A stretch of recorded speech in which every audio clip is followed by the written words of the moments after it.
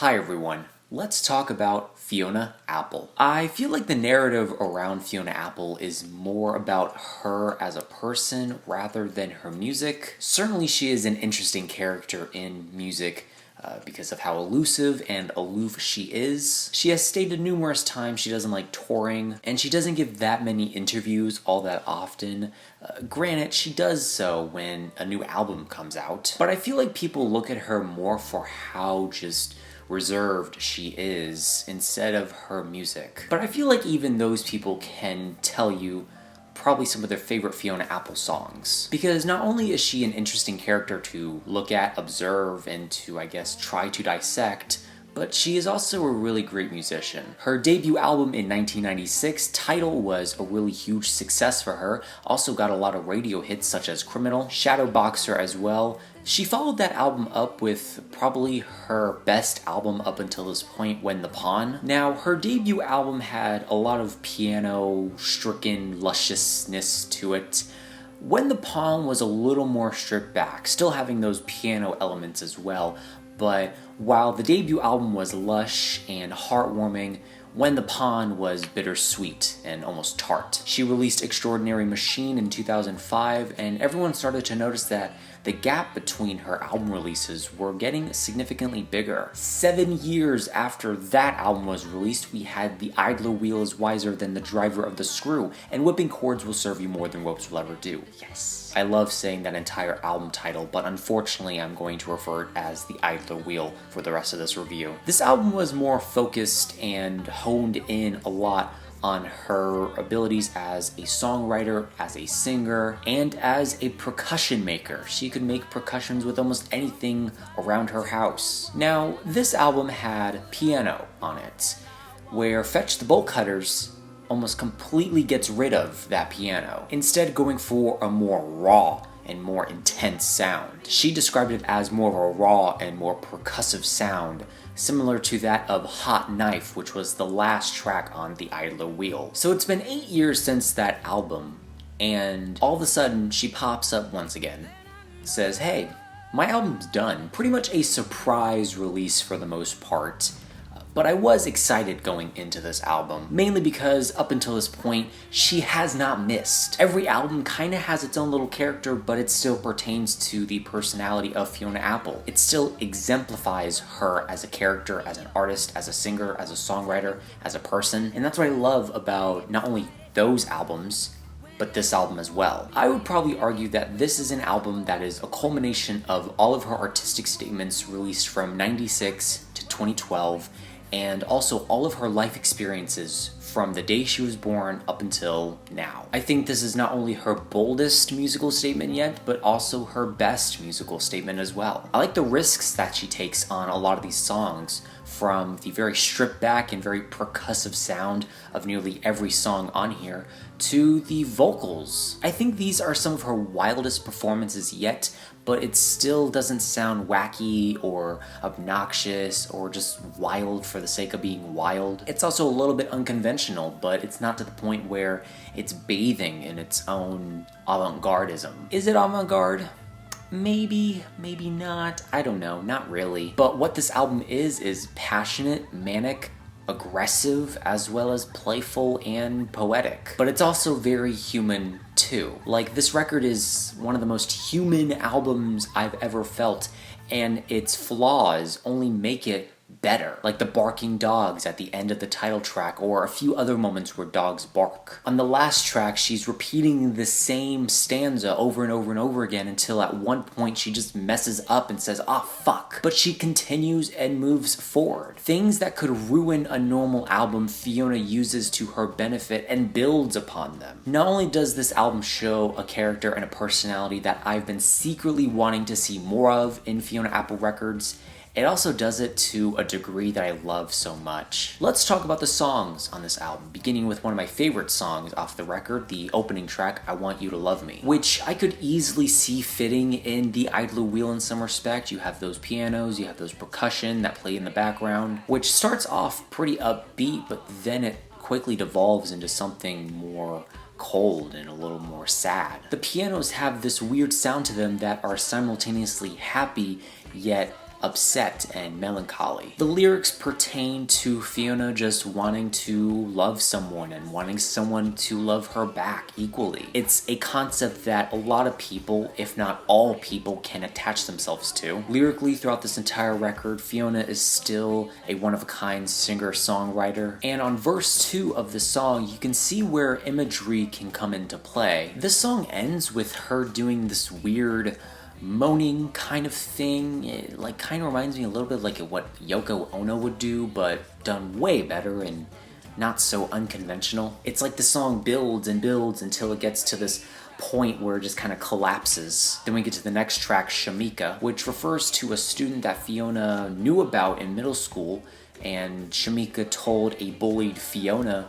that she had potential, something that resonated with her throughout her entire life up until this point. Again, the opening moment of this song, verse 1, has symbolism and imagery already. The instrumentation on this song in particular is a lot wilder compared to the other songs on this album. You have pianos that play across this very intricate percussive pattern. There are moments where it quiets down, but there are also moments where it builds back up again. This is probably the first moment on this record where a naysayer of this album might say, hey, this is just underwritten, which I could see being an issue with some people about this album, but I don't feel like Fiona is repeating things because she doesn't know what else to write. She has a very methodical way of doing things, and if that shows anywhere on this album, it shows in the songwriting. Like on verse 3, where she has these characters, Tony, Sebastian, who I assume are the bullies maybe, I'm not too entirely sure, or just other classmates that are trying to help Fiona out. She is taking what they're saying and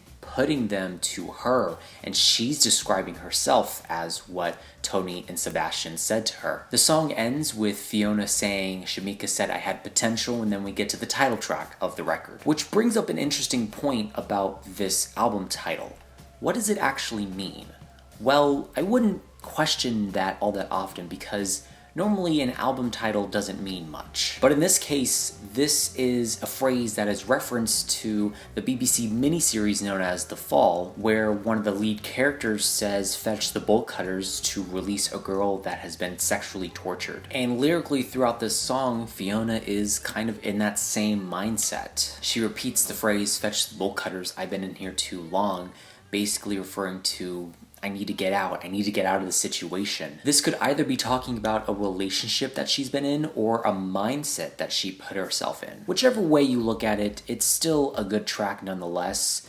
This is also a song that features the dogs barking at the end of the track, and it's also one of the more stripped back moments on this record, delivering an interesting juxtaposition between the very hefty and very involved Shamika that preceded it. The song Under the Table is next, which has this line that says, you can kick me under the table all you want, I won't shut up, which can be easily translated to, you can try to shush me, but I won't be quiet. And I love that rebellious attitude on this record, and I love the mindset that she puts the listener in. She's at this fancy dinner with these people that she doesn't want to be around, and she has a disagreement with someone, and the wine's not going to stop her. She's going to speak up, she's going to be truthful, she's going to be honest. And even if she came with someone and that person's trying to shut her up by kicking her under the table, she's not going to be quiet. Even if she's the only one in that table that's gonna say something. There's a moment on the song during the bridge where almost all of the instrumentation falls out, and then you have Fiona soaring over this very minimal instrumental. I love the sentiment, I love the message in this song, and I love the progression as well. It has a great pace, the instrumentation is phenomenal, and I don't really get bored listening to this song. The song Relay refers to a much longer line in the song that states, evil is a relay sport when the one who's burnt turns to pass the torch, which is an interesting mindset because this is a lyric that's repeated throughout this entire song. You have the first verse of the song, which on the surface can look like a temper tantrum, but if you're reading this album on the surface, you're doing yourself a disservice because there's a lot going on in the subtext of this record. She doesn't hate you for being tall. She doesn't hate you for being raised right. She hates you because you use these to your benefit. I love this moment where she says, I resent you presenting your life like a fucking propaganda brochure, where this references influencers that use their platform of fame and notability to say that their life is great and that everyone should be famous, when being famous has its moments and it has its flaws. Now, throughout the song in particular, I feel like she's trying to repeat this mantra to herself. Evil is a relay sport, evil is a relay sport, just to not involve herself in that activity, because she's then gonna be passed the torch for when she gets burnt, she's gonna pass it on. At the end of the song, she walks away from the situation and she rides the Ferris wheel. Or at least she used to. But even then, she tries her best to walk away from the situation. Rack of His is another moment on this record that I absolutely love. One reason I love it is because this song is not as repetitive as some of the other songs on this album. But two, I also love Fiona's vocal range on this song. It's probably the most wild she's sounded in years. Especially during the chorus of the song. Man, is she just yelling at the top of her lungs. This song details a relationship, maybe one, maybe two, we don't really know. Maybe it's her general feeling about relationships. But I also like that there's a moment on the song where she reflects and says, hey, I don't use my entire life and live in this bubble where I'm just focused on a relationship. She focuses her activities on other things, like drumming or songwriting, which she says she's not really good at. You know, Fiona, I would beg to disagree, but begging disagrees with me. The instrumental on this song is kind of different from the rest of this album because it has like this very eerie, I don't know if it's a glockenspiel, I don't know if it's a xylophone, I honestly don't know what this instrument is, but it has this vibe that's a little menacing. The song Newspaper is probably the first moment of an emotional gut punch on this record, which doesn't happen quite often, but when it does, wow, does it hurt. Essentially, Fiona is talking to this person, or she wants to talk to this person that I assume her ex is now dating, and this person is being used and manipulated and abused in the same way Fiona was, and she notices it, but she also says something that's very interesting. She says, I feel closer to you. This is also another moment on this album where she is really getting up there. She's really almost yelling. I also really love how good of a writer Fiona Apple is, because on this song it actually feels like I can be sympathetic to someone. It feels like I can attach myself to someone. Or she's putting the listener into a mindset that she was in, and she tries to do it her best. The relationship turns from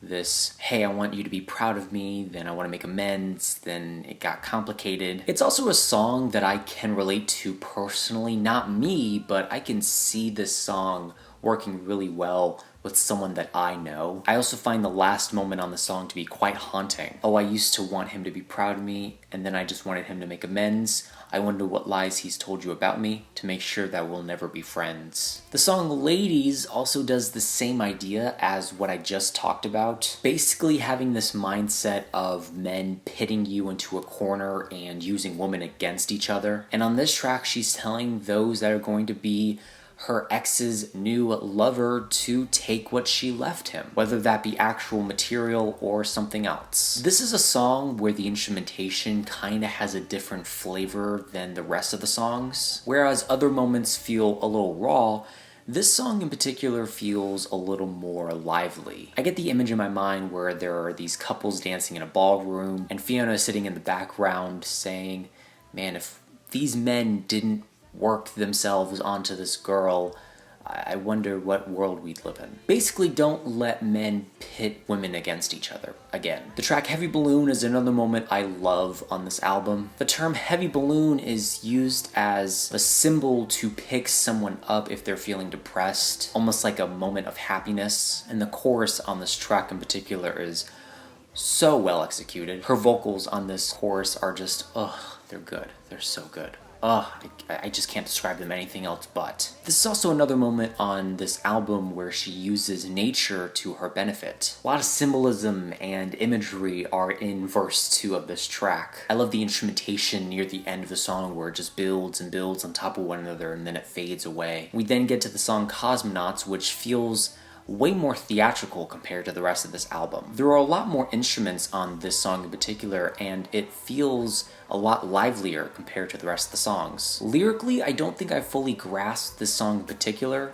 but for what it is, it's still a great moment. Again, she gets pretty loud, pretty rambunctious during the post-chorus, where she's just repeating the phrase, started off, started off, started off, but it increasingly gets louder. Maybe it describes the long-term effect of a relationship, I'm not too entirely sure, but still nonetheless a highlight on this record. For Her is a song that is another moment of an emotional gut punch on this record. During this track, the melody and I believe the tempo shifts completely to this different sound. And at first I thought this was a little awkward, but the more I listen to it, the more I'm like, this totally makes sense. There's like a tone shift during the song, and it happens right at that shift as well. Then most of the instrumentation falls out during the bridge again, and then we get this moment. Now, this isn't a song that's referencing her, it's a song that references another person that she talked to. Believe it or not, this person didn't even know they were raped, and Fiona just wanted to say, hey,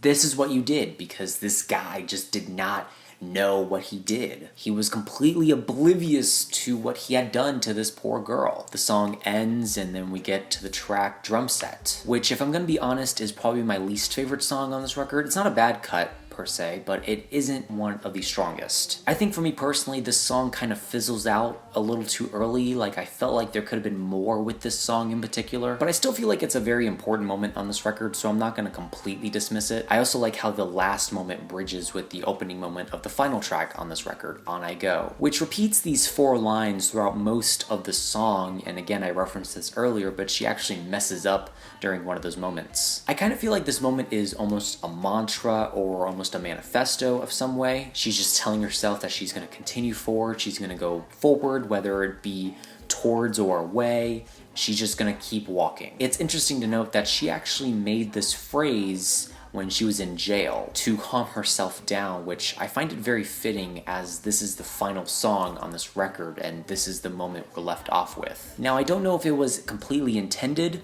but I feel like this album has a very thin concept to it. Concept about love, about heartache, heartbreak. At the beginning, you have wanting to be in your own relationship. At the end, you have wanting to go your own way. But also one about self-realization, one about self-esteem as well. This is also an empowering record too. One that says fuck men without saying fuck men. Of course, Fiona is not referring to all men on this album. She's referring to the ones that are the bad ones. It's a different perspective on relationships, but it's also one that's very human. One that I completely understand why Fiona does that. She's just been in this situation so many times that she refuses to believe in love, or she just refuses to believe in a long-term relationship, maybe. That's how I interpreted this album. There are a few others if you want to make those claims, and you're happy to do so. But at the end of the day, not only is this a very passionate,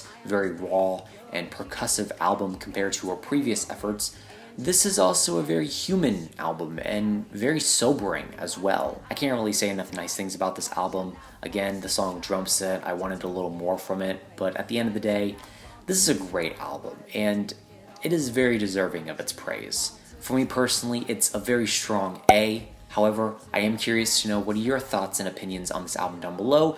Let me know what albums you want me to review next, and that is it. Leave a like, comment, share, do whatever you want. Let me know how I can improve future videos down below. Remember, this is only my opinion, because music is subjective.